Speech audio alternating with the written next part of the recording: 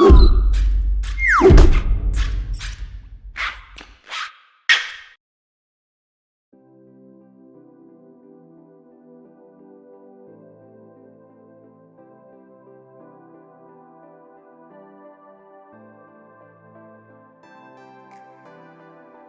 you can see, because we are conducting this review from our Japanese offices, we do get Japanese content on here. Doesn't mean we still can't look at English content if you sideload stuff in or you change your market. So anyways, here is the home screen. You can see you can scroll the home screen now. As they were saying when you first turn this on, it says the home screen is now scrollable. So you can do that. That's really cool.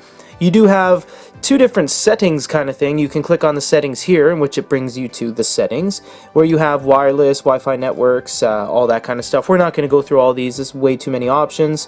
Device options, passcode, restart, all that kind of good stuff. You do have settings as well, which is basically just a little drop down, in which case you get sync your Kindle, airplane mode, and all settings. You also get the glow light, which we will show you when we turn the lights off later in the video. If you go back to the home screen, you see you have your library, more that you like or recommended for you, your reading list, and a whole bunch of stuff in the Kindle store down below. Everything you click goes right to the store. Over the past couple generations, the reading experience hasn't changed too much in terms of navigation, tap, swipe, all that kind of thing. Long press for highlights and notes and annotations, like so. Sometimes it does take a little bit of time to show up. A couple things that have changed is that you have to swipe left and right these panels to translate, whereas before there was a translation option. You can translate anything from any language to any language you see on the drop-down menu. This is really useful because that means you can go from, you know, complex Chinese characters to English and back and forth. So that's really cool. Notes and highlights all work very nice as well. And if we do click on note, you will see the keyboard. Keyboard's very nice. It is a conventional QWERTY layout. It's very responsive, doesn't skip anything, it doesn't play catch up. Tapping on the top, they actually got rid of the little double A button. You actually now have to click Page Display, Compact, Standard, and Large, and then click on Font and Page Settings to get over to the font size. So it's an extra couple steps to get over there, making it a little more inconvenient, but a little more in-depth. You do get a whole bunch of fonts, and they got rid of bold fonts because you have a bold option. You can bold any fonts and you can see it in the background. You can also change fonts on the fly. Go to page, spacing, margins, orientation, alignment. Again, everything changes live. You can go reading, and this has location in book, time left in chapter, etc. And themes, you can make your own themes and actually save your current themes. So where you saw before, where we had page display, compact, standard, large, I can say, you know, if my mom reads and she wants a bigger font and a bigger spacing, I can write mom there and she can go click on that, and it will be catered towards her liking when it comes to the customization. You also have notes that you can go and search all the notes that you made about this book, sync to the furthest page read if you've read it on another source, and you have word-wise. You see that it actually translates things as you go. So if you don't know what what a word means, it says nest, a place where birds lay their eggs and whatnot. It kind of assists you on the way. So it's quite nice because you don't always have to long press on something, wait for it to show up, and then go to the dictionary and read what it says and, you know, do web searches. It's very quick, actually. It does need to download. You'll see it at the bottom. It'll say downloading word-wise if you haven't done it yet, so it'll take a couple seconds. If you're wondering how Manga looks very nice. It's very high quality because the screen is actually using Carta. It takes a little second to render when you let go of the image, but as you can see, it goes into this A2 mode where it is lightning fast. There is no minimap on Manga except at the very bottom, but it's not actually a minimap scaled down of the picture itself. It's just a blank image, so you have no reference of what's on the page, but you do have reference of where you are on the page.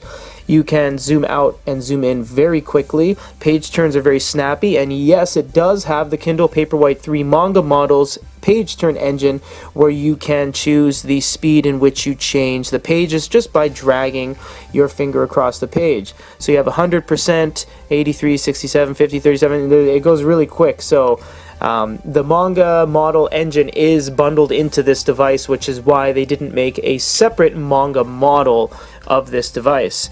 There isn't really any options on here. There's page display, which gives you crop margins, refresh virtual panel, double page spread, but that's really it, because Manga is basically an image. It's not it doesn't have individual elements like spacing, and you can't long press on any words or anything because it's just imagery, basically. I'm almost gonna say I love PDFs on the Kindle now. Now, I wouldn't have said that up until the Kindle Paperwhite 3, because PDFs were basically garbage on Kindle devices. They would crash, they would say insufficient RAM, they would force close, they would stall your device. It was terrible.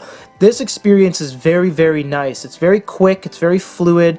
Pinch and zooms are very nice. They even have a mini map of the entire page that you're on, not only telling you the orientation, but what's actually on the page.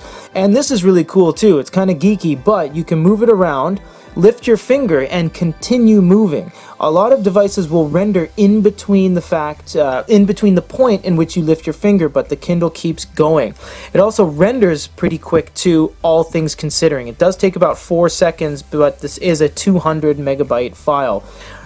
Pinching and zooming, like I said, is very quick. You do have the ability to long press on stuff too, which not a lot of devices allow you to do that on side-loaded content. You do have highlight, note, share, and you do have translation as well, so you can translate text on side-loaded content. Very cool. Now we'll go on an image here because we want to show you one last thing, and that is contrast. You can make the contrast very heavy, but you have to be careful because it can get pretty dark. And every time you do change it, although it does change live, it goes through the entire book. So it can take a little bit of time. Page display, and we can make the contrast lighter as well, and that lightens up the back. So you can see his face is more pronounced now and whatnot. PDF experience is very good on the Kindle Basic. They've made some massive improvements. You can actually turn on voice view screen reader too, and what this allows you to do is do a secret kind of text-to-speech. Touched to the heart, Mrs. March could only stretch out her arms, as if to gather children and grandchildren to herself, and say, with face and voice full of motherly love, gratitude, and humility, "Oh, my girls, however long you may live, I never can wish you a greater happiness than this." It does click every time you turn a page, but this is a way to do text-to-speech on basically any book. It doesn't have to be audio integrated, doesn't have to have a version that has text-to-speech enabled. It just actually works. So that is the advantage of using a Bluetooth speaker like this one. We just have some random Bluetooth speaker. This shows that even though you go to the settings menu and you go to wireless, although it doesn't say Bluetooth anywhere, you can see here voice view pops up and says cannot find a Bluetooth audio device because I just turned it off. It actually does have Bluetooth integrated into the device, so you can read audiobooks, you can listen to music and all that kind of stuff. Want to check out the glowlight as well. Glowlights really stopped being inconsistent about 3 or 4 years ago. We haven't really seen too many terrible glowlights from e-readers in the past couple of years. There used to be graying and puffing and, you know, light bleeding and tears and all that stuff. And I don't know. I mean, it looks fine. It projects well. You tap the top, go to settings, and then you get your light bar here. Amazon is still very, I don't know if it's against warm lighting or orange LEDs, but they sure haven't implemented it yet, and other devices have been doing it for a few years now. They got rid of the max button. They used to have a max button where you went to 24 or the highest level, pressed it again, and it went a little step further. They got rid of that, so they just have the bar now, 24 levels, and there is no other white balancing or anything like that, but it is pretty dang white. It is very, very, very nice. It's not really too blue, it's not really too orangey. They have it down, although there isn't too much customization in terms of the colors. It is good. Yes, the Kindle Basic is good. They're using eink carta screen, they have Bluetooth, they're using the Manga model fast page turn engine in this device. It's priced well.